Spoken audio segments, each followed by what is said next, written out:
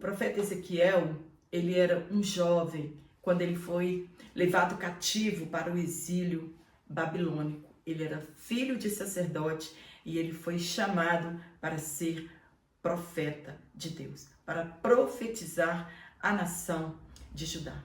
Ele levou uma mensagem de juízo e também uma mensagem de esperança ao povo. Profetizou por aproximadamente 22 a 25 anos de ministério profético. Sua vida por muitas vezes foi uma mensagem prática, ensinou os acontecimentos e, em parte, sua vida serviu de modelo daquilo que Deus iria fazer com a nação de Israel. A que mais me chamou a atenção foi quando Deus tirou a vida da sua esposa no mesmo dia em que o avisou a respeito. E não poderia lamentar sobre aquele acontecimento. Isso representava que Deus tiraria o desejo dos olhos da nação, o que eles mais se orgulhavam, o templo. Um profeta que viveu para Deus, cumpriu seu ministério e foi-lhe revelado os acontecimentos vindouros. Ele faz parte de uma pequena lista de homens de Deus que fora revelado a glória de Deus. Na lição 1, nós discorremos sobre a identidade de Ezequiel. Aprendemos que assim como Ezequiel fora chamado para ser um atalaia, nós também temos a mesma responsabilidade em anunciar as boas novas e avisar aos pecadores que se eles continuarem nessa vida longe de Deus, serão condenados ao lago de fogo. Na lição 2, nós discorremos sobre o fim iminente que viria sobre Israel. A idolatria precisava ser erradicada e o cativeiro, com os 70 anos, era o tempo apropriado para isso. E Deus usaria a Babilônia como, entre aspas, vara para corrigir o povo. Que também a Babilônia seria punida por ter extrapolado os limites dados por Deus. Eles pagariam também por isso. Na lição 3 falamos sobre as abominações que haviam no templo praticadas por aqueles que deveriam ser guardiões da santidade. Haviam ídolos colocados no templo, uma imagem de ciúmes, e também havia o culto de animais e de répteis. Na lição 4, tratamos sobre a retirada da glória de Deus do templo, depois deles serem desmascarados os anciãos e os sacerdotes.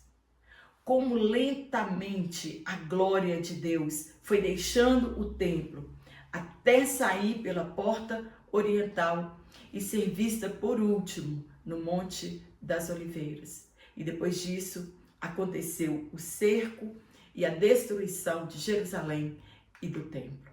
Foi abordado sobre a glória de Deus do segundo templo de Zorobabel e a superioridade deste templo. É porque Jesus Cristo entraria nele ou entrou nele, mas a glória nunca mais habitou no templo. Depois que Jesus ascendeu aos céus, ele enviou o Espírito Santo e hoje ele habita dentro de nós, trazendo assim a glória de Deus novamente. Jesus anunciou o fim do templo e como aprenderemos hoje?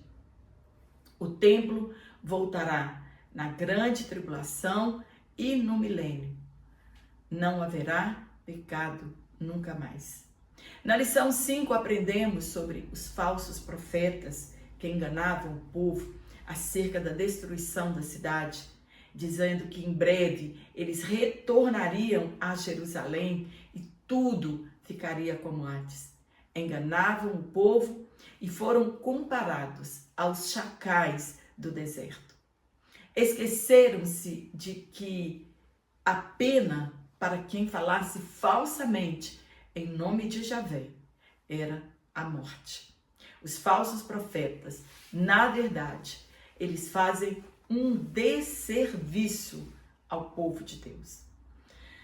Na lição, nós aprendemos sobre a justiça de Deus, quando o pecado já ultrapassou todos os limites, quando o cálice da ira de Deus é derramado.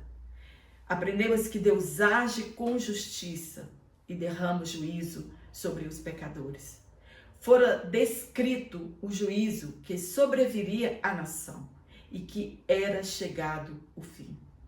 Aprendemos que quando o castigo de Deus é inevitável, não adiantam mais as orações, pois Deus não responderá com resposta favorável. O remédio é o juízo de Deus. Na lição 7, falamos acerca da responsabilidade individual, que os pais não pagarão pelos pecados dos seus filhos e vice-versa. Que o desejo de Deus é que todos cheguem à salvação e que ninguém se perca. O juízo de Deus ele vem somente depois de anos de apelo ao pecador ao arrependimento. E muitos, infelizmente, colocam a culpa em Deus devido aos seus infortúnios. Que se o justo cair da graça de Deus e morrer desviado, nenhum de seus feitos serão lembrados. Na lição 8, aprendemos a diferença entre o bom pastor e o mau pastor. Aquele que simplesmente quer os benefícios que a ovelha lhe traz, sem se importar de fato em cuidar do rebanho de Deus. E aprendemos que Jesus, ele é o bom pastor. Na lição 9, nós falamos sobre um embate que haverá nos 3 anos e meio de falsa paz da grande tribulação, quando os inimigos se levantarão ao norte de Israel, quererão despojar essa nação e serão destruídos por Deus nos montes, conhecida como a guerra de Gog e Magog. Também nesse tempo se levantará o anticristo. Na lição 10, aprendemos sobre a restauração nacional e espiritual de Israel. A restauração espiritual de Israel, ela já aconteceu em maio de 1948. E a restauração espiritual, ela ocorrerá somente na segunda metade da grande tribulação, quando Jesus Cristo voltar em glória e eles reconhecerão a Jesus como Messias enviado. Será o cumprimento da profecia do vale de ossos secos do capítulo 37 de Ezequiel.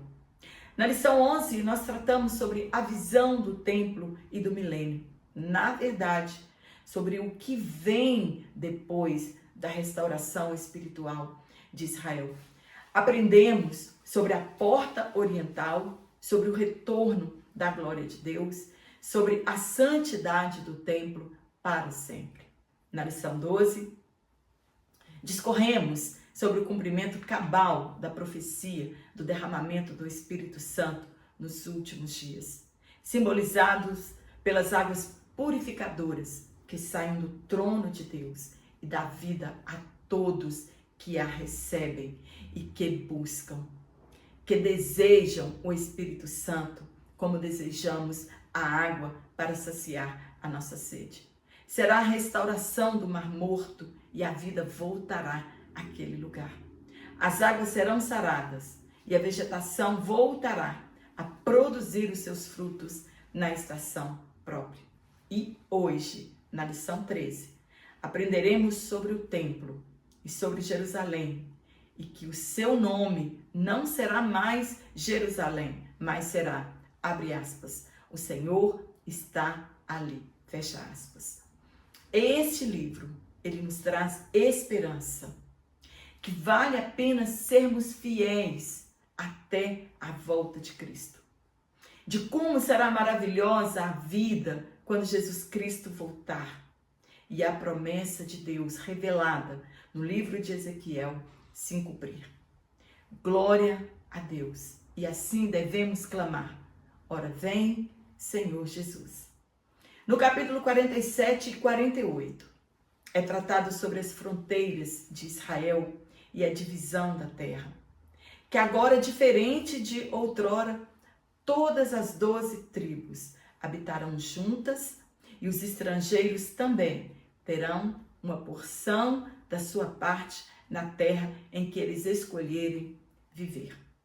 E a palavra de Deus diz que eles deverão ser acolhidos em qual tribo quiserem viver. Receberão, então, a sua porção. Igualmente, os levitas não receberão herança, pois é povo consagrado a Deus, e viverão na área destinada ao templo. Em Josué, trata da primeira divisão da terra, porém aqui será diferente. Não habitarão no meio dos seus inimigos e nem se contaminarão com as nações vizinhas, porque já foram restaurados espiritualmente. Nós trataremos sobre as portas da cidade e também sobre o nome da cidade.